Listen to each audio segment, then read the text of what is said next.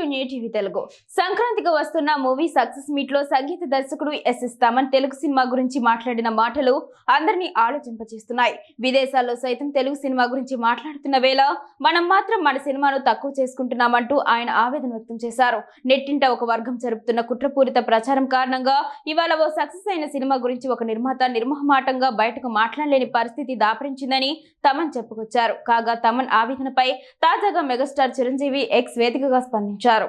నీ మాటలు హృదయాల్ని తాకేలా ఉన్నాయి తమన్ అంటూ చిరు ట్వీట్ చేశారు. నిన్న నువ్వు మాట్లాడిన మాటలు హృదయాల్ని తాకేలా ఉన్నాయి. ఎప్పుడూ సరదాగా మాట్లాడుతూ ఉండే నీలో ఇంత ఆవేదన ఉండటం నాకు ఒకంత ఆశ్చర్యంగా కూడా అనిపిస్తుంది. కానీ మనసు ఎంత కలత చెందితే నువ్వింతగా స్పందిస్తావో అని అనిపించింది.